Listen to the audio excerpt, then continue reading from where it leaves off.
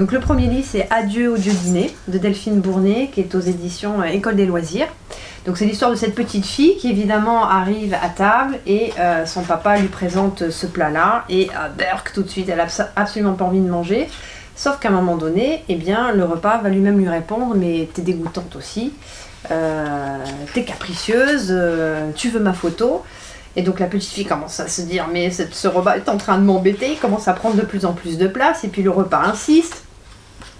Il la trouve vraiment infernale, cette petite fille, si bien que la petite fille va se mettre en rage, elle va s'énerver et finir par engloutir son repas pour qu'il arrête de l'embêter. Ça renverse un petit peu la situation, c'est surprenant, c'est amusant. À la fin, évidemment, elle mange son repas, comme ça il ne l'embêtera plus. Donc là, c'est Petit Renard, c'est chez Albin Michel Jeunesse. Ça, c'est un livre vraiment que j'adore, là, qui est sorti tout récemment. En fait, déjà, c'est une technique graphique qui est très jolie. Ça mélange à la fois des photos et puis du dessin. Donc, ils ont fait vraiment deux types d'illustrations. Et en fait, on va suivre ce petit renard qui donc se promène. On est dans un décor au bord de mer avec les oiseaux. On le voit s'amuser. Et à un moment donné, il va faire une chute. Ce petit renard, et là va démarrer pour lui un rêve où il suit deux papillons violets.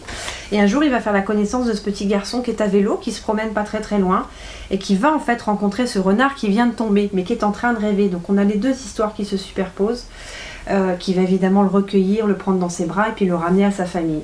C'est très beau, les enfants je pense l'apprécient beaucoup justement par la douceur des illustrations, par les animaux, ça fonctionne presque comme un imagier. Il y a des passages où on est dans la grande forêt, voilà, et on repère plein de petits animaux. C'est vraiment très tendre, très doux et vraiment un de mes albums préférés de cette rentrée. Le nouvel album d'un duo qui est maintenant assez connu, Astrid Desbordes et Pauline Martin. On va rentrer comme ça dans la maison. Alors, avec toujours aussi des jolis symboles, donc la première maison qui est celle évidemment quand le petit est dans le ventre de sa maman. C'est aussi toujours une belle manière d'aborder les émotions, comme toujours dans leurs albums. Parfois on est un peu à l'étroit, parfois on est un peu en colère, parfois on s'y sent seul, le soir par exemple dans le couloir très sombre quand on fait un cauchemar. Et puis toujours cette ouverture vers le monde et vers l'autre dans leurs albums. On découvre qu'il y a des maisons différentes chez les amis. Un beau message, un très beau texte, assez épuré, toujours ces belles illustrations pleines de douceur. Et toujours une histoire qui aide les enfants à grandir, donc grande réussite.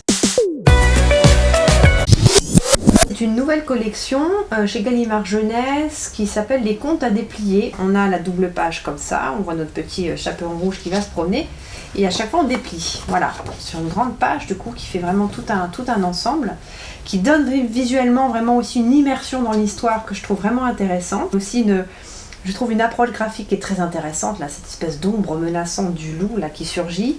Donc on joue, les auteurs ont vraiment joué aussi avec le format, ce que je trouve très intéressant. Et à nouveau on déplie, on joue vraiment avec le format.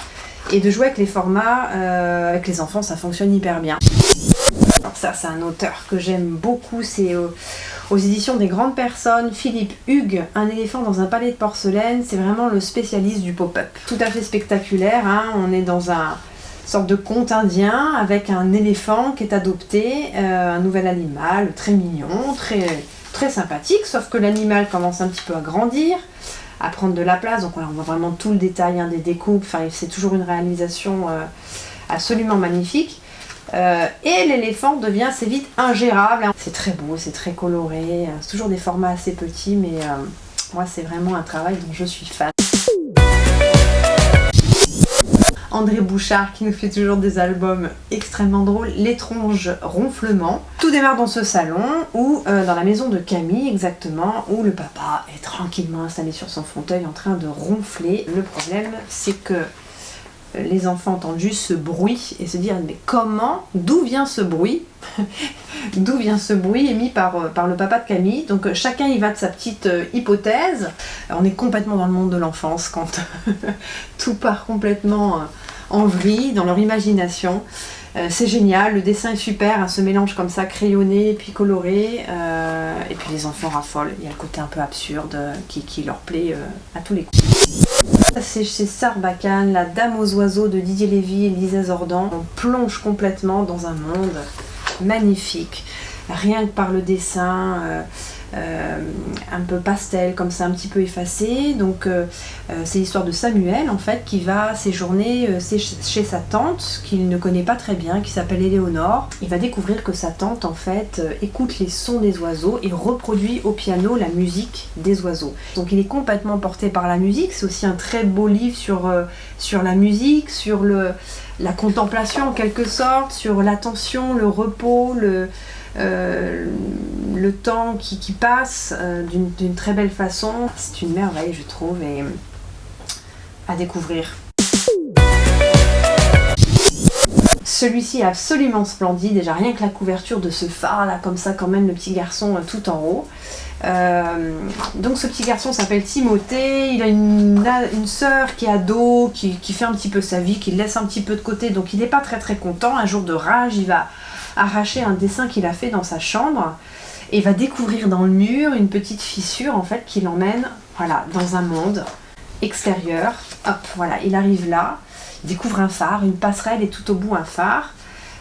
Et ce phare en fait est habité par un garçon qui s'appelle Morgan. Il a fui son île natale parce qu'il était en danger, donc il a dû partir, il veut absolument y revenir justement pour sauver son peuple et va embarquer en fait Timothée dans cette aventure là. C'est très beau, il y a du suspense, une très belle histoire d'amitié évidemment entre les deux garçons qui vont devoir se dépasser, qui vont devoir montrer énormément de courage.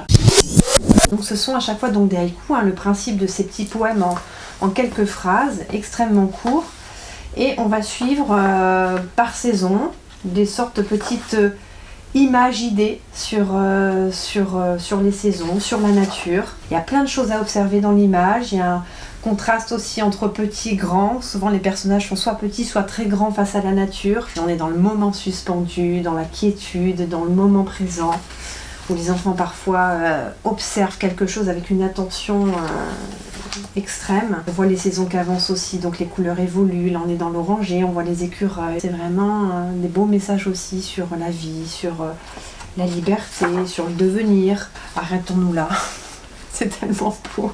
On pourrait commenter chaque page. Voilà.